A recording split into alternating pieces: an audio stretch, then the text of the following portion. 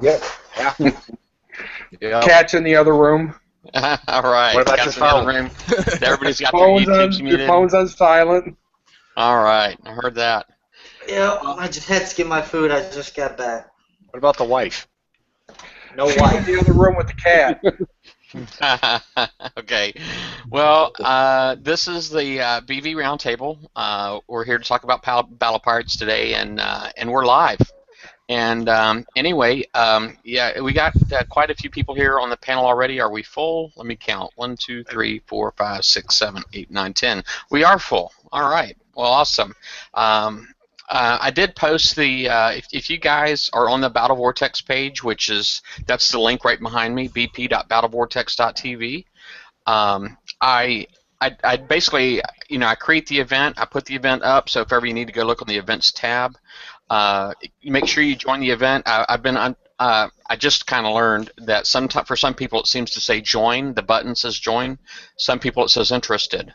So whatever it is, if you click to say RSVP for the event, you say you're coming, then you'll, I generally put the Hangout link about 10 minutes before the show in there so we can get people in and before the show starts. So, but anyway, so if you guys see an open spot anytime during the show, try to click on that link.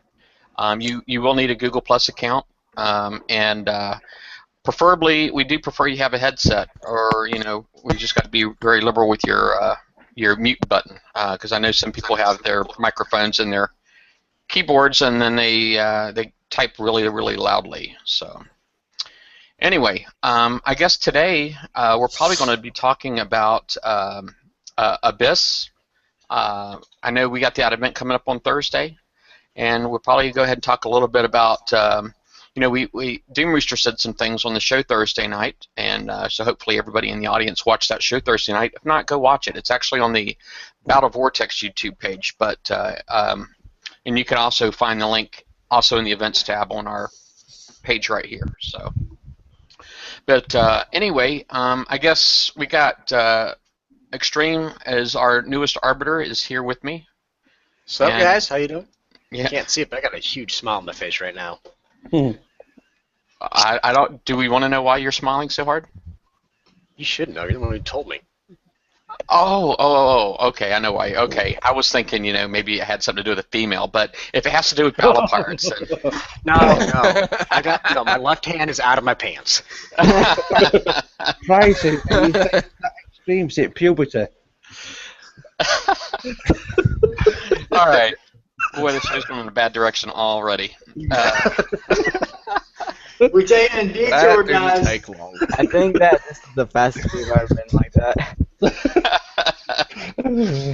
Well, anyway, I guess about the event. I guess what Extreme is smiling about is that we have learned that the cryonic depth charge is going to be in the sector store for this event.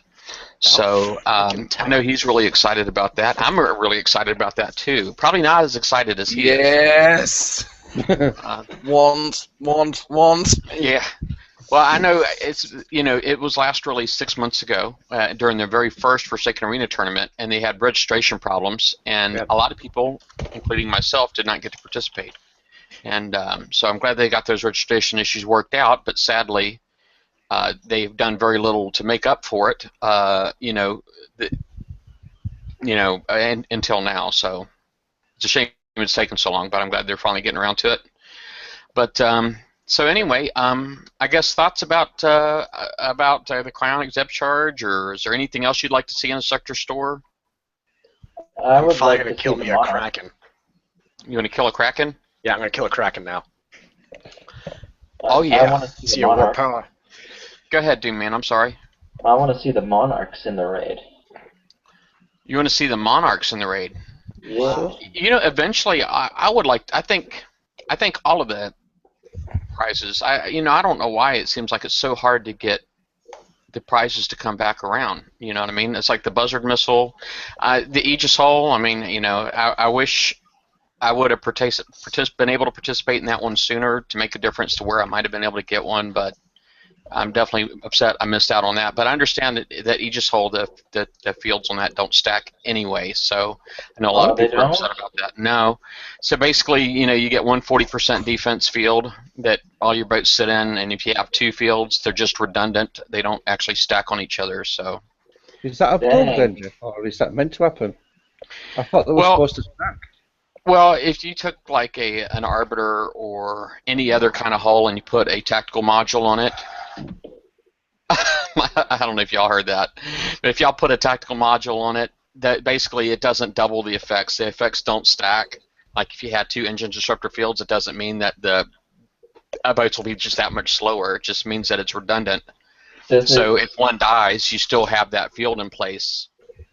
Would the effects still stack for triggering resonance battery?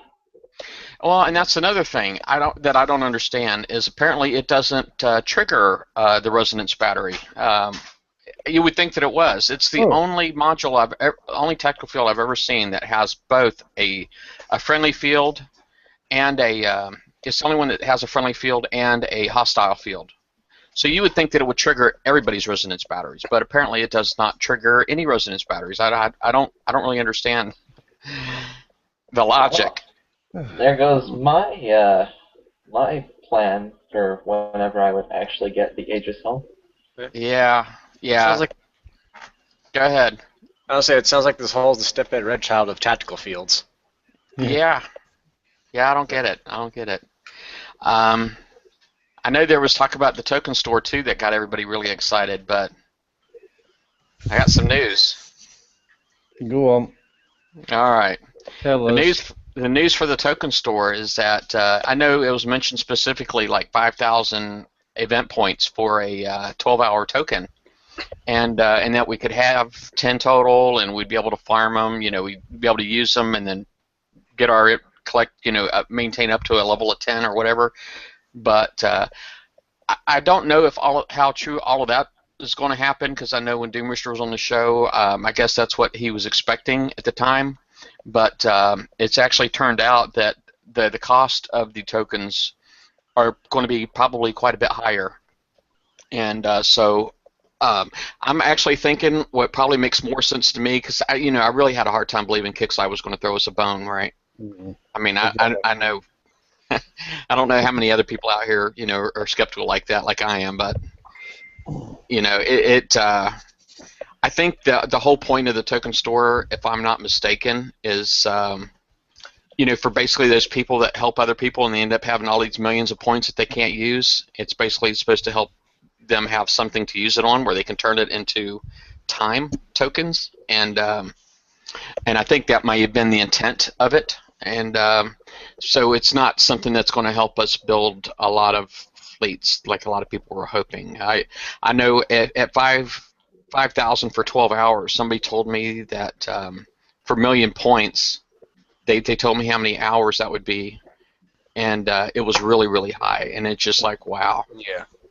I calculated for myself with a strike, if it had stayed at 5,000, one strike campaign would have got me 4 months worth of build-up, speed-up time. Yeah.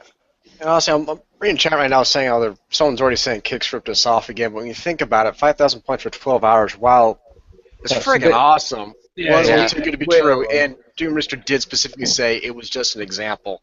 Yeah. So how many points is it going to be, No. Yeah, I don't know the number yet, but when I did talk to DoomRooster and I was trying to find that information out, he wouldn't give me the number because he was not happy with it.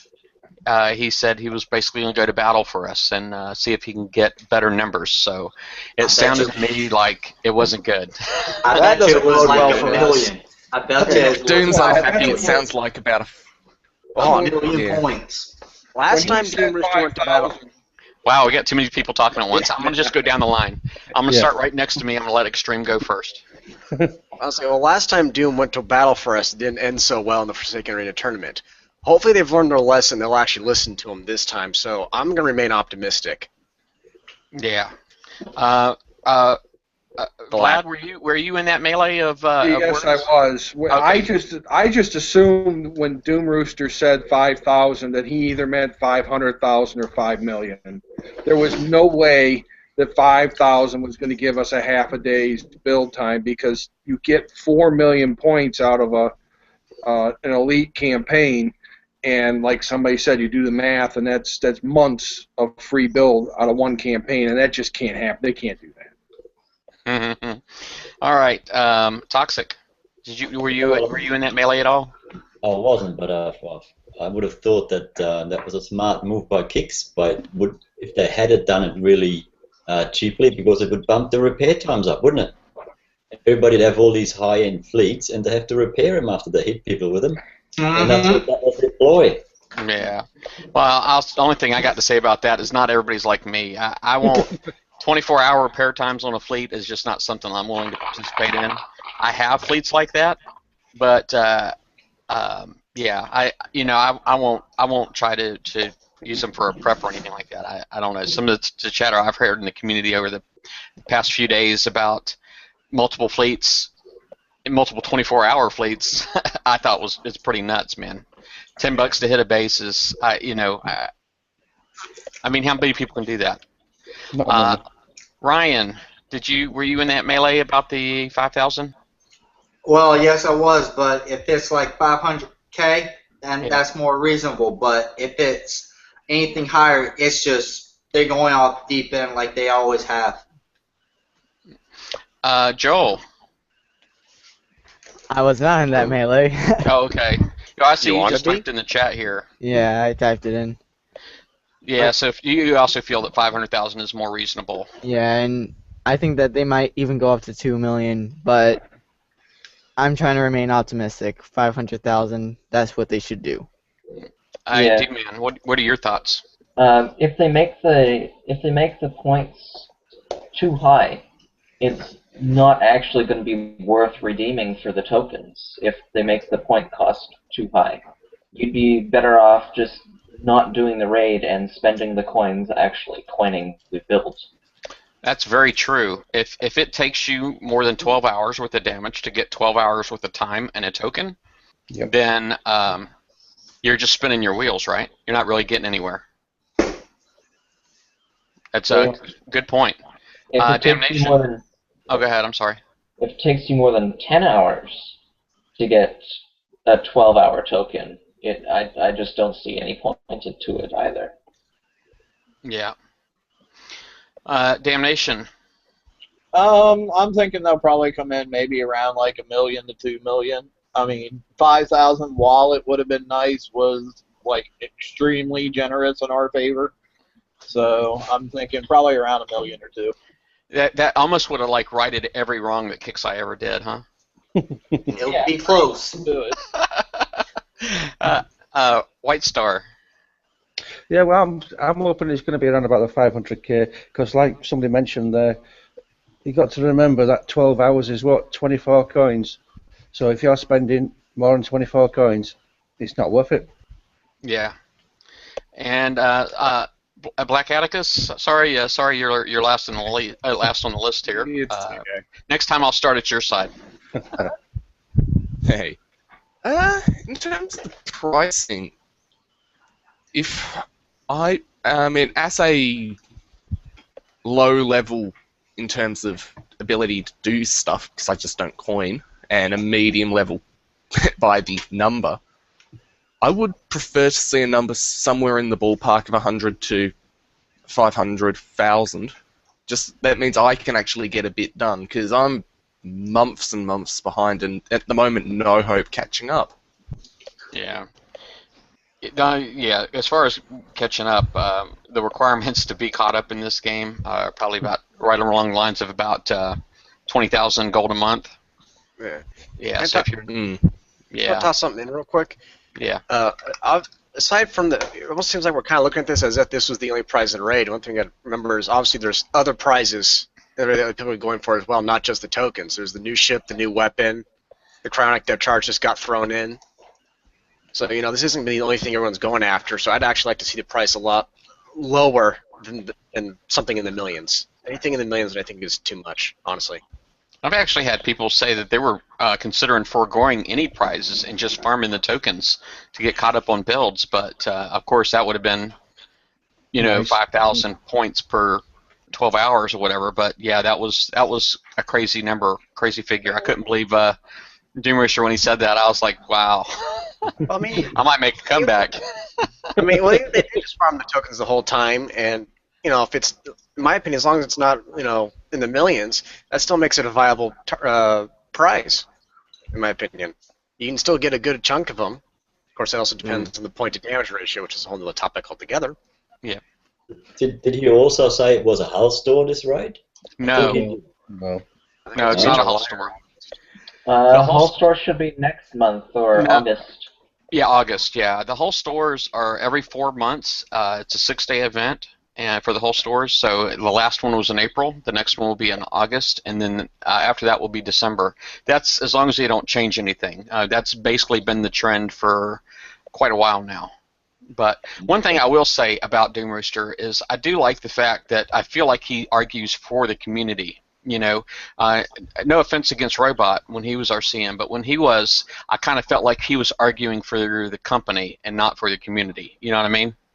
And so, I kind of feel like, DoomRooster is trying a little bit harder for us, and I for one, appreciate the heck out of it.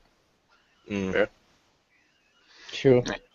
And, I know something else that we did on Thursday's show was about my shout-outs. And, I know I kind of lashed out a little bit at Fair Play, but I got to tell you, man, that Banhammer's been swinging, man. As an admin on the Banhammer page, I love to see it. I actually seen somebody who went and pasted their conversation with a CS representative, and the CS representative was very firm with that particular person, and that was like, it's either you agree to our terms and you go back to level 1, or bye-bye, basically. Yeah, it was no options. And I love that. I'm like, wow, that is awesome. So that's the way it should be. That is the way it should be. But, I mean, it's like I almost feel like, I need to come back with another shout-out, at least for that one particular CS representative. So maybe I'll go back to the Banhammer page and get that person's name and give them a shout-out on next Thursday's show, because I thought that was great. It'll be interesting to go back and look and see how many of them stick, though. Yeah. Yeah. I did see somebody else that had been banned that actually did get an apology from customer service. I guess there was something in their little automatic triggers that got hit, and but when they went back and reviewed, it was basically like a false negative. So it just kind of their little scanning whatever glitched on somebody's account and banned them. But they got their base back, and it didn't take all day. I've actually got tickets that I put in that a few days ago that still haven't been looked at, as far as I know. So I'm glad that person got his issue resolved quickly, who was banned unfairly. But so I know that does happen, but most of them are good bans. Happened to me once. Oh, really? Yeah. That wasn't on your resume for Arbiter. That wasn't on your Arbiter resume. This was long before the BB show even existed. BB show's been around for over 4 years. Before then, buddy. Okay. This was when the Sea Scorpion A came out. It was that raid. Okay. All right. Well, what else? Is there anything else anybody want to talk about, like the Gore Saber or the new rocket? Dragon, was it Dragon's Fire or something like that? Dragon's Fart. Dragon's Nerf. I like the darts, man. The darts were awesome. That little Nerf darts were awesome, man. I love that. Whoever did that, man, I'd like to shake that guy's hand. I really would. I'm actually intrigued. Okay. What are you saying? You want Toxic? Go ahead, Toxic. I was just saying the new hull is basically a revamped Hellstrike. Yep. Only with less. If I remember right, the Hellstrike was it 7 or was it 12 days to build the hull? I can't remember now. I can't remember either. I don't think it was 12. I think it was 7. Isn't this new ship 7 days also? 7 and some change? Yes. That's what DoomRooster said, 7 days, 12 hours, naked. And a lot less to repair as well. Well, considering everything else that's come out recently, that's actually, I've been so desensitized to the times, but that's not that bad, all things considered. Well, the fact that it is an improved Hellstrike, Hellstrike with only 100% repair modifier that's a move in the right direction. Exactly. Well, the Hellstrike has 6 days and 15 hours by Huggies without an officer. Okay, so it was a little bit less than 7 days. Yeah. For an improved version, an extra day. It beats what the other holes have been recently. 12 days bear, 11 days bear. Yeah. So. I personally would love to get this hull, but unfortunately I've invested way too much time into my Hellstrikes, and I just wouldn't want to invest the time into a brand new rocket hull. Yeah, I know what you're saying there because I actually got my Hellstrikes. I mean, I didn't get my Hellstrike fleet for like a couple months after it was released, because it just takes a while to build. But I got like 3 stars on my Hellstrikes now. I don't know. I didn't really use them a lot for smashing bases. I tried to use them a lot back in the day, but that 150% repair modifier, that's when things started getting really crazy with the build repair times. So I didn't probably use them as much as some people, but I don't know. These ones right here, I'll build mainly because of that repair modifier. But when it has the extra range buff, it has the extra splash, the lower spread. I mean, it's just with all the attributes. The only thing that it even has a higher armor abilities. I mean, to me, it's just I'm definitely building this boat. There's just no doubt about it. I'm definitely building this one. Yeah, I'm definitely gonna build it too. This is the first hole in a while I've actually been excited to sit there and try and win and willing to build. The Hellhounds I just don't like because they take forever to build, take forever to repair, and I don't like the fact that they have to take damage to be good. The DNX, those new DNXs, warships, whatever, they're nice but not, a baser replacement. Well, I just built the limited one, and I run one Spader DNX and 2 old R5 DNXs. I don't need to build the other one. I just want the reload time on the mortars. I'm not saying they're a bad hull. I mean, to me personally, they're just not overly impressive compared to what we've seen in the past as far as basers are concerned. Yeah. I haven't seen many of them around hitting bases. Yeah. The few that I have usually don't get in or just barely get in. Which ones are them? The ones that are usually missing Wendigo and the guard. Say that again. He said no guard, no Wendigo.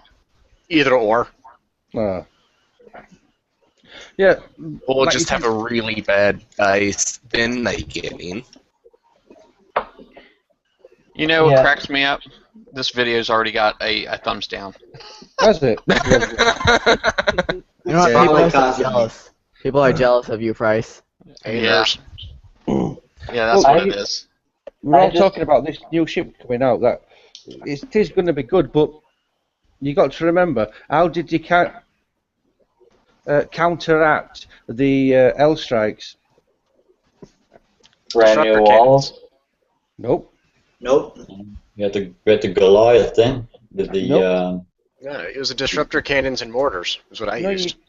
You just stuck a hell strike in your base. So just stick one of these new ships in your base. So it'll just stop these ships coming in.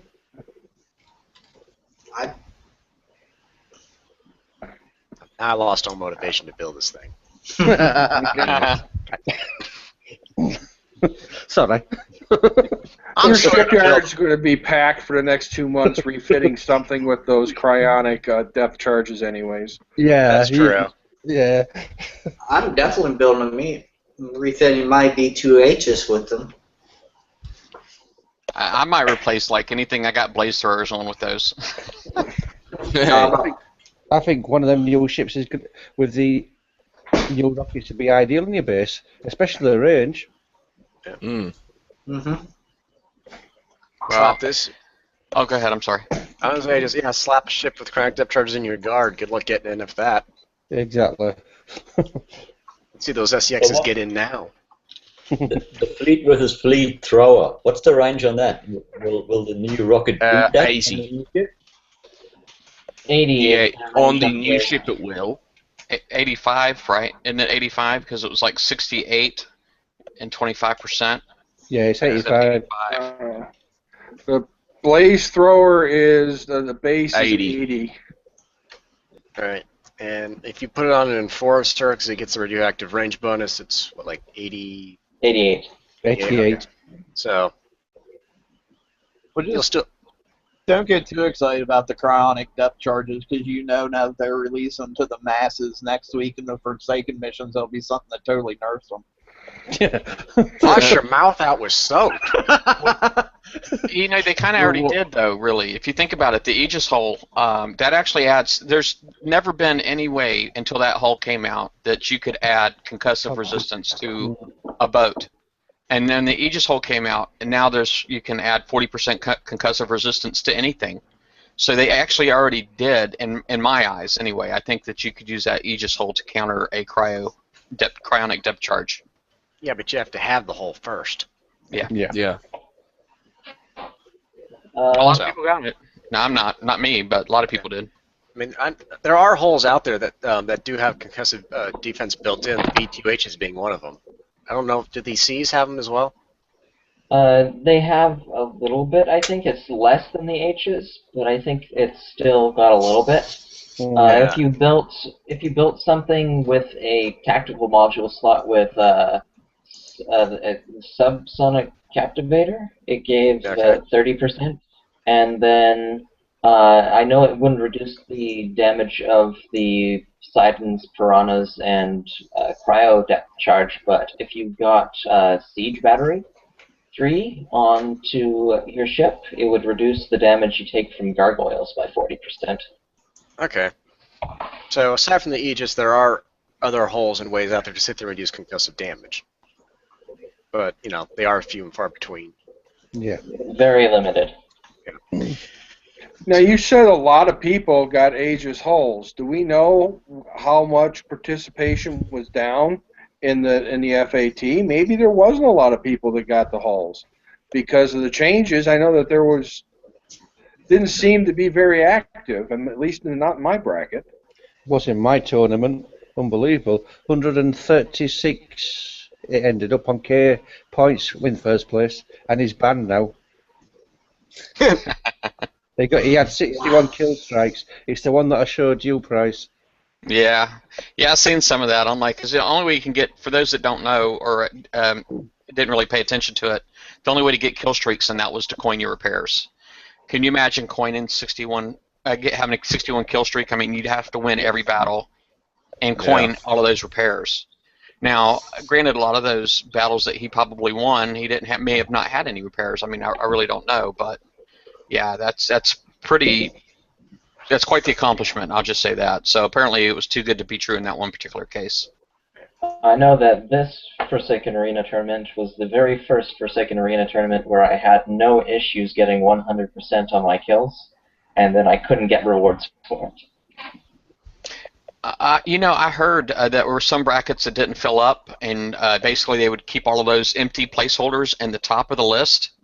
And so if your bracket never filled up, that, like, you know, the top 10, if those were empty, and then nobody in that bracket would get the top 10 prize. You know. That's wrong, because that empty slot should be at the bottom. From 250. Exactly.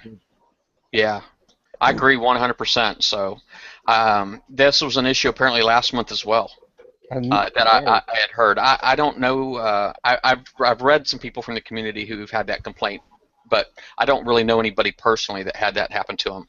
But yeah, that's not cool. No. All right.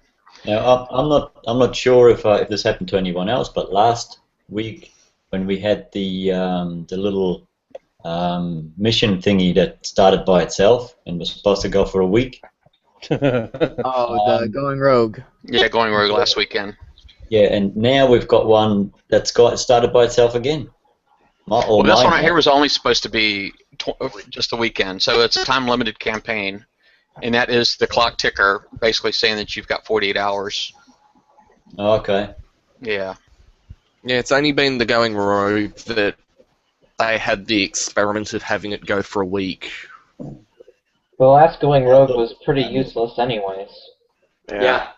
Like, I don't need any more Midnight Marauders. They're terrible. I don't need any more Fearless Blitzers. I got like 5 of them already. And I don't need any more Irradiated Cutthroats. I just almost finished getting rid of all the ones that I had. And the new Legendary, I had no use for it because building a drone fleet takes like 3 months. Well, supposedly we do have new drones coming in the Forsaken missions this month. So With the little week. Go ahead. Yeah, with itty bitty throwers on them. That's going to be scary. Yeah. How do they fit? The throwers are bigger than the drones. Yeah. I know. Yeah, I don't changed know. They all look like they should sink. I haven't seen a Reaver yet that looked like it should even float. So I give up trying to explain that. Anybody I changed the new. Go ahead. Sorry. If anybody found out if they fixed that bug on them scouts from the Hell Star yet, going through the walls? I don't know. I haven't seen any more Hellstar videos, so I can't say for sure. If these new drones come out and the throwers, I've got a funny feeling they're going to do the same thing. I know one guy that had a Hellstar and he was banned this week. Yeah, I know. Wow. Can I have his star? If we're calling dibs, man, I'm sorry. I'm in front of you, buddy. We'll go by level here. That new the new Legendary Rogue crew, I went ahead and finished up the Going Rogue campaign to get it, but not because I use drones, but because it has a plus 30% combat speed.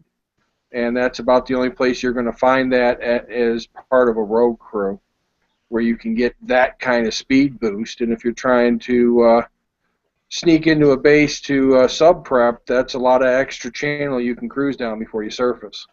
Grease Monkeys, isn't that 20% combat speed too?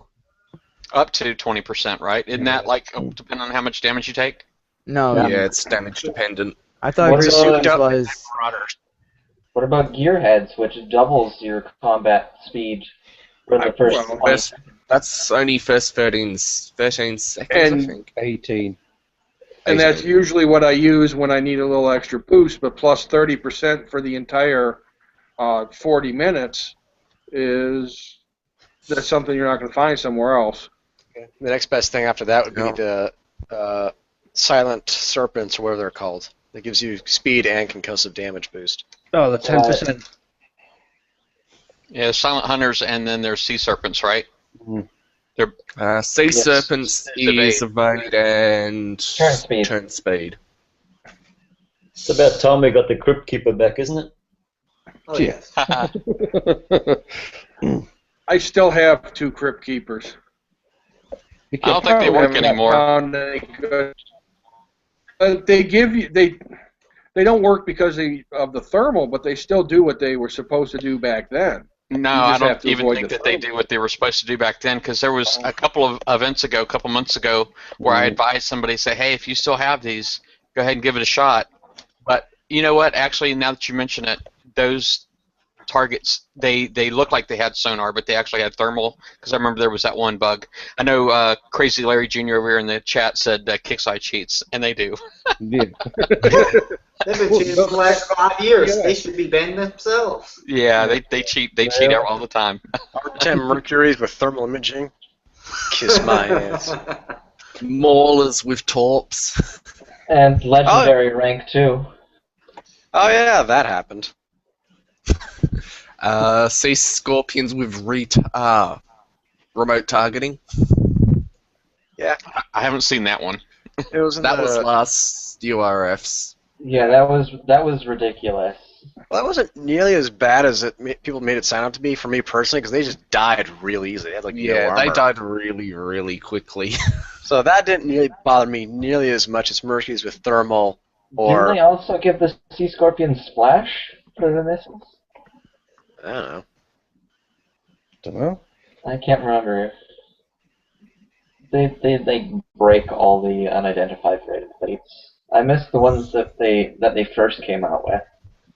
The originals. These ones last time weren't that bad. Thermal was limited. Yeah, they were pretty good. Yeah. Also miss the original dredges. Yeah. But you know what? I do feel that same way sometimes. I miss the original dredges because they were pretty easy, and but I gotta tell you, getting uranium these days. I mean, I did just have somebody like really hook me up. I don't even know how to say his name. It's like Flipper something or other, but he goes by Ninja XFC. He's with the Pro Alliance. He would like hook me up with some dredges. I was in the same world as him last week, and he hooked me up like twice. I got like well over 200,000 uranium with his help. And but anyway, you know, the 25,000 just with the lower uranium costs these days, I can stretch my uranium and keep my lab busy. It's like never stops. So I don't really have too many complaints about how hard it is to get uranium right now. And it's like we just had this weekend we have the Let It Burn campaign, which is 50,000, and then we got platforms are going to be coming out obviously this coming up. So, but having those 4 or 5 days with the dredges was pretty nice during the Forsaken Arena tournament. Jeff, you just shot yourself in the foot now. I'm sorry, what was that, White Star? You've just shot yourself in the foot. If Kickside watch this now, they're going to make them harder. Oh, the dredges? Yeah. Yeah. Well, I needed a prepper. You know what I mean? So that might have sounded dirty. So I just everybody in the audience watching this pretend I didn't say it. I'm going to edit it out later. Yeah. Well, I will say with Crusaders, once you got them ranked, if you go and chuck the Highlander or what was it, Grimshine's Wrath, the one that gives the same effect on it, Crusaders can take on several 60s in a row. Yeah. Sure can. Yeah, the guy that was helping me out, he was using Crusaders with a Frosty. Yeah. And he was like prepping like 5, 6, 7 in a row.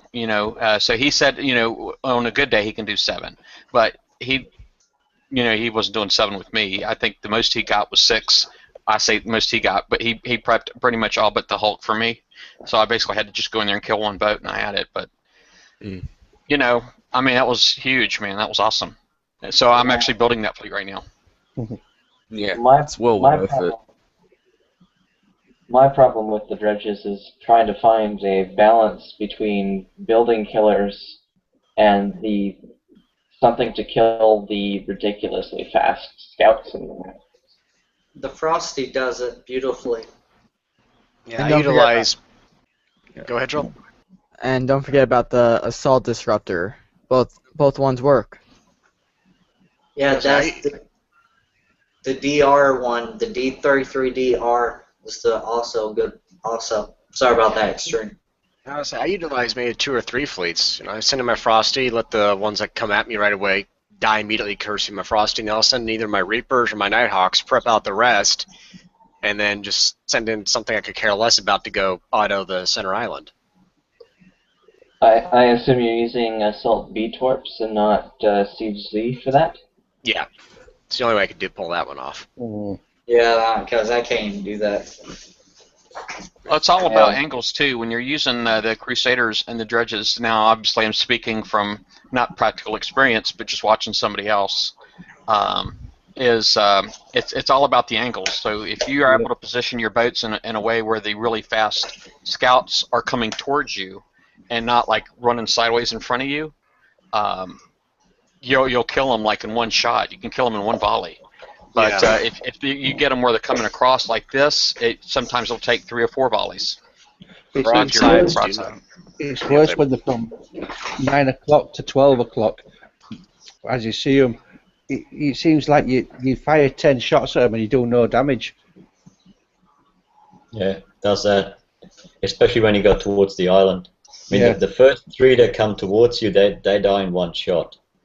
And then you have to quickly rush the island. This is a 63 I'm talking about.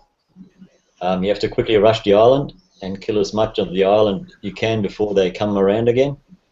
And yeah, then you If they're anywhere near the side, you can just keep shooting at them, and it doesn't even do anything. No. Just make sure you're like facing the Hulk when you do it, or the torpedoes will kill you quickly.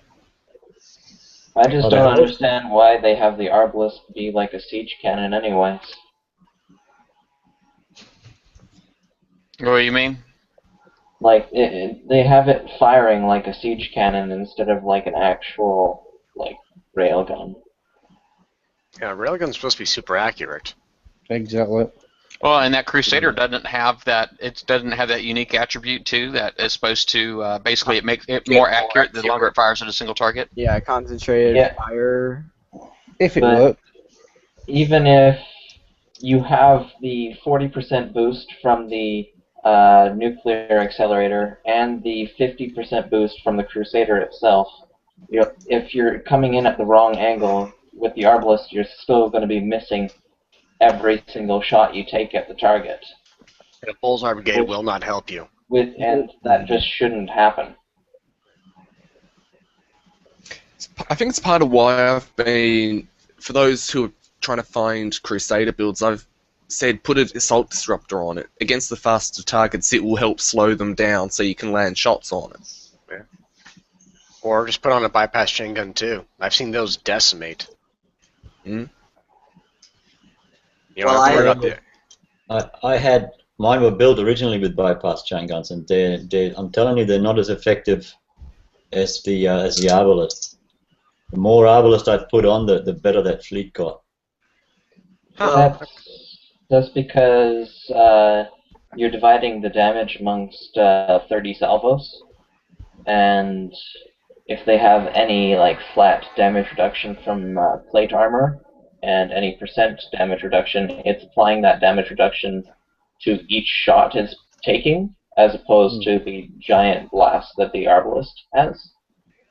And even with the 30% bypass on the damage reduction, the chain guns still won't be doing as much damage to the Reaver targets in the dredges because Kix loads them up with the plate armor.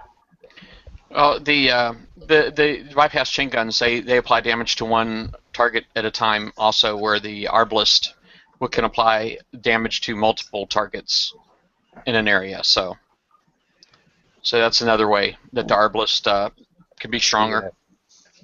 Ryan, were you trying to say something? Yeah, I was trying to say, besides having, you could use your Frosty, but if you got two Mastodons with D55Zs on them, those work beautifully. I don't know how many times. I think I could do like 8 with no problem. Just go in there with the Frosty and just, you got to know how to drive it though.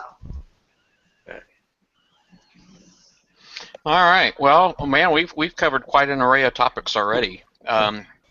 Is there anything else? Did anybody bring anything with them today that they thought that they'd like to talk about on the roundtable today? Or I mean, I know we've talked about dredges, we talked about Abyss, we talked about token store, sector store. That repair glitch may have carried over to base repairs as well. I don't know if that or it's just an isolated incident with me. Did you just have some kind of issue where your base just instantly repaired? Yeah, I clicked repair, came back 5 hours later, and it hadn't even started. Ooh, ouch. Yeah, ouch. I've been reading some stuff in the forums and whatnot, and that's been happening to quite a few people actually. I knew it was a rampant issue with the fleets, but I wasn't sure if it was now starting to affect base repairs or not. You know, I'm actually getting to the point in this game where, you know how they tell you to force your saves by caching in your resource generators, load the world map, that kind of stuff. It's supposed to force your save. Yeah, I'm doing all of that, and I'm actually reloading the game, you know, to make sure that everything that I just did is still there. You know what I mean? I'm like that for years. I mean, that's still requiring more effort on the player's part than should be required to sit there and guarantee that something's actually saved on the server side. That's true, but at the same time, I'm not going to rely on customer service to make it up to me. Fair enough. You know what I mean? I was lucky enough to get live chat, so I got that resolved rather quickly. They tend to argue less if you're talking to them live. That makes a change. Mm. All right. Well, we're only 45 minutes into this, and let me see here. I'm just going to review the chat real quick. If nobody else has got anything on here to discuss, I don't know if has everybody done their Let It Burn already or no? Yeah. I got the last one to do. Okay. Well, I've I got do the know last one to do. if you've seen any of my Let It Burn videos, I know last month it looked a little different. It's actually back to the way that it was 2 months ago, this particular time around. So we're in the third campaign, all three waves are different. They're back to how they used to be. So, if you've done them before, I mean, you probably know what works for you already. Yep, I sub out the boats myself, and then I just go in there with a couple of hell strikes with cryo launchers and circle the island, and it works pretty good. So. Yep. Split them. Yeah. Hell strikes with Infernos work pretty good too. The island just melts. Yeah. As long as there's no rockets on them. Mm-hmm. On the I island. never took the rockets off. No, not on the Hellstrike. I mean on the island. Oh. The Serbs on those. The Those tend to sit. Reaver It's Serbs. it's just my own build, but for whatever reason, they don't do nearly as well as they used to against those. I always target those first. I do, sometimes I'll use the shift click method, when you hold your shift button down and you select a target on the island.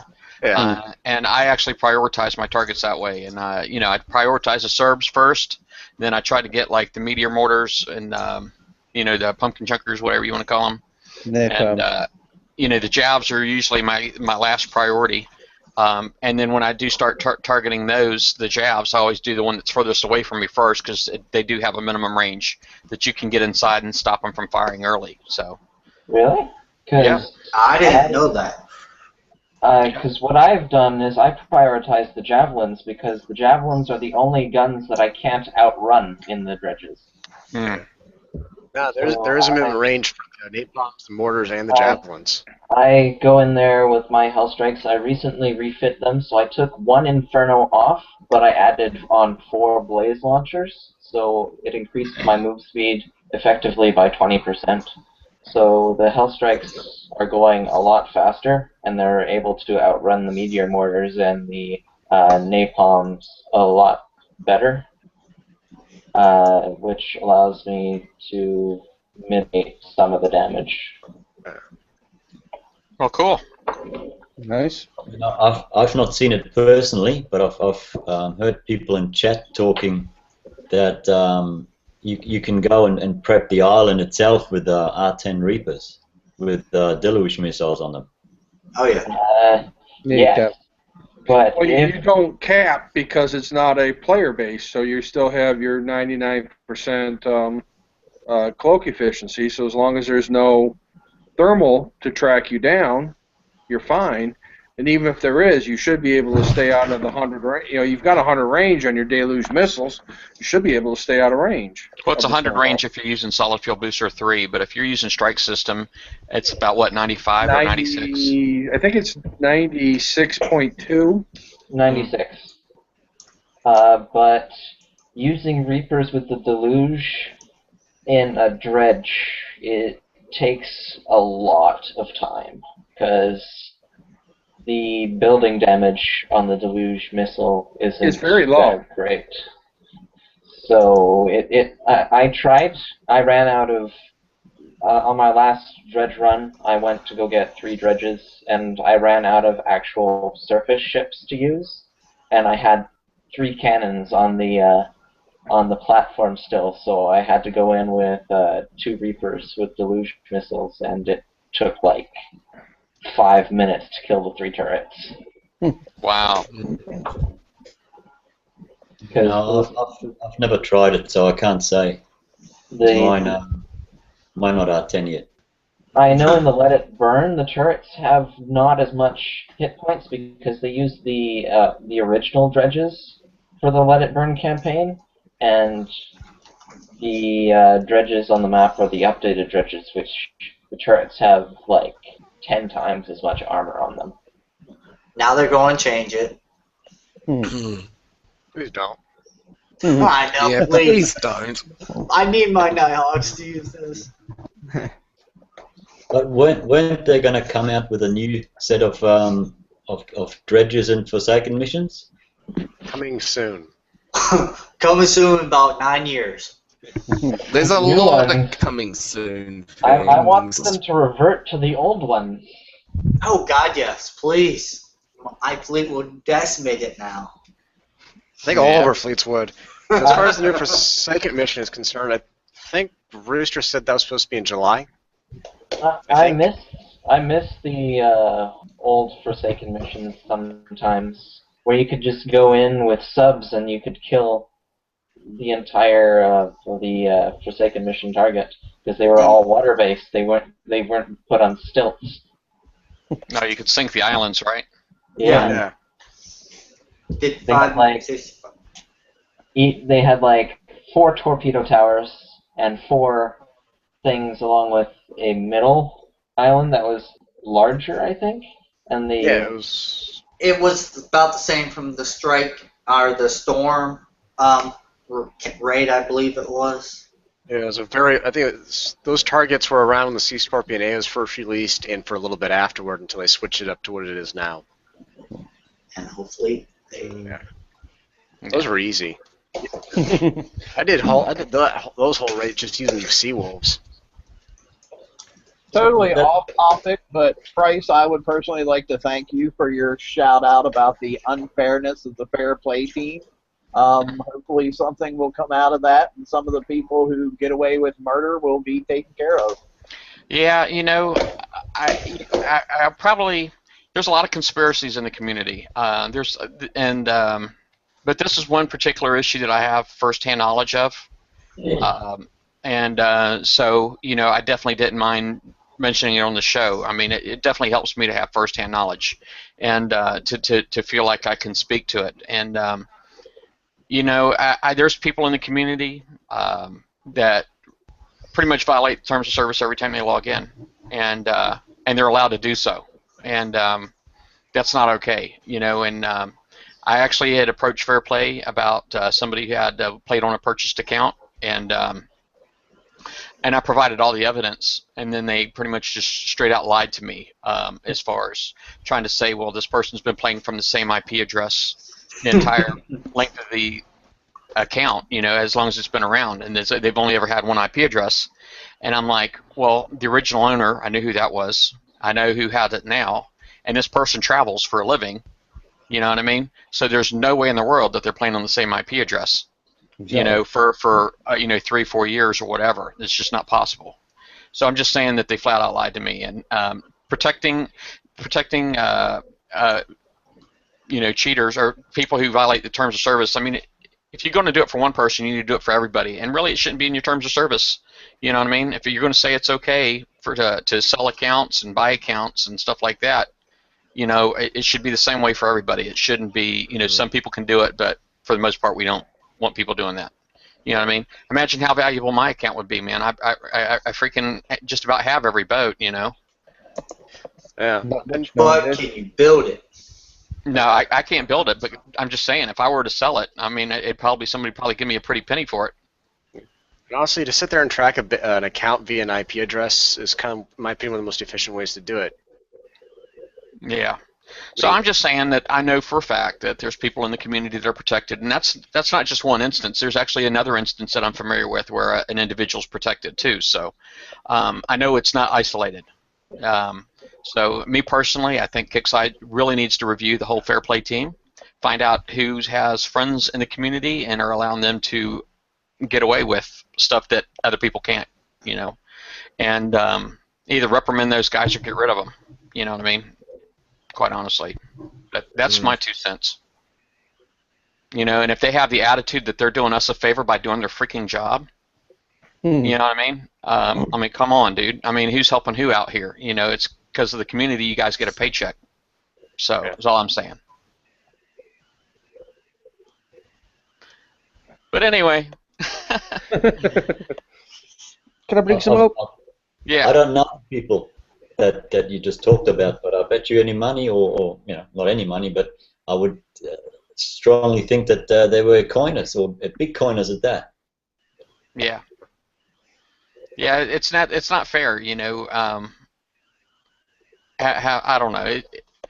I mean, I know life's not fair, you know what I mean? And I actually had to deal with a hacker yesterday sending me messages for about an hour, calling me all kinds of names, and you know, whatever, man. It's like, you know, nothing he said made any kind of difference to me because I know he don't know me, you know. So he can speak till he's blue in the face. Don't make a hill of beans to me, but. Hey, White Star, what were you saying? Yeah, anybody seen this post that Kickstarter's posted on the forum about the new shipyard stats they're going to try and bring in, and what you Bringing think? in a new shipyard? You up? Oh, you're talking about the user interface, right? Yes, the user interface. The stat blocks. Giving you more details. They want information. It Well, looks I nice. think it's the same information we have now. They're just getting rid of the scroll bar. Yeah. Yeah, so it comes up in boxes. They're going to give it so it's a bit easy to understand. Yeah, and easier to read. So instead of all just being one huge column, it's now in or one row. It's now in like multiple columns. And from what I read, the biggest gripe people have, aside from the fact that they're just adding in a more pretty UI, not fixing bugs, is the fact that they now have to hit the shift key. Seriously? That's your biggest gripe? Yeah. You gotta hit a single key while you're inside your base in a shipyard just to read this. Oh, crying out loud. You do the same thing in battle all the time. To sit there and Why does prioritize. the different boxes? You can click on a button that says bring it up, attack stats or defense stats or whatever. How easy is that? Yeah. You can have like And it's like then a little all of filter those- list where you can click And on all checkbox and of say those this is who what I don't want to see. like the those who don't like the change, you will have the option in settings to change it back. Yeah, it's not a permanent change either. You can sit there and switch it back to the classic view. Mm. So I just wish that they would fix the stats when you're like, you know, when you like actually have a ship built and it's in your dock, and you go to like hover over it and the stats pop up, but if there's too much information, it cuts off both like the top and the bottom, so you only get like the middle stats.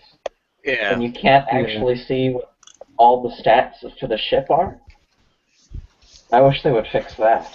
I'll tell you what bugs me as well. When you're in your shipyard and you're building a ship and wait on a minute, if you're building it to a certain one you've already built and you can't remember what you've put on it, you've actually got to close your shipyard to bring up your dock. So time you've done that, that means you've got to rebuild the damn ship again because you haven't saved it. So why can't you have multiple boxes open at the same time?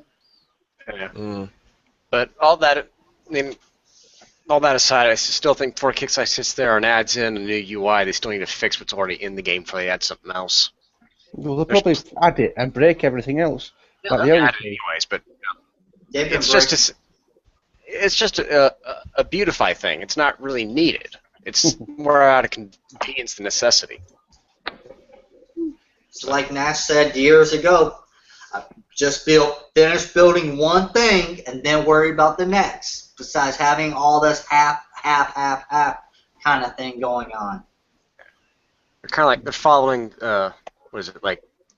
build half a fleet mentality. You get halfway done, find something better, so you stop it and start refitting, and you never get anything done. And in the end, you just got a mishmash of crap. Yeah, it takes too long to build a fleet. It shouldn't take a month to build a boat. You should be able to at least build a full fleet in a month, and even do some tweaks. You know, have a full fleet in like 2, maybe 3 weeks tops. You know, I think for the high end, 3 weeks. That way, if you want to play around with it for a week, you can. You know, but yeah, they definitely the build times, repair times, and stuff like that is out of control, and hopefully they'll fix it soon. I doubt it. I'm not gonna lie. Yeah. 4 or 5 months is ridiculous. Yeah. And especially with Kickstarter pandering that the tokens are their fix to the problem. I would build more. I would buy more fleets. I would be like a filthy coiner. You know what I mean? I have no problem I have no problem dropping $100 a month on this game. If I need to, I can go a little higher. But I just don't want to. Quite honestly, a lot of it. It's not that I can't afford it. It's more along the fact that it's a principle. You know what I mean? I'm like, you know, why the heck do you guys deserve 1,000? I don't feel like I'm getting $1,000 a month worth of value out of this game. You know what I mean? Quite honestly, and $100 these days only buys frustration. You know what I mean? It doesn't actually. You don't feel like you get anywhere spending that kind of money. Doesn't that get you like half a ship nowadays? Yeah, it's sad. Very You sad.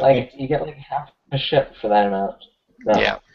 I got another game I like to play. It cost me $60.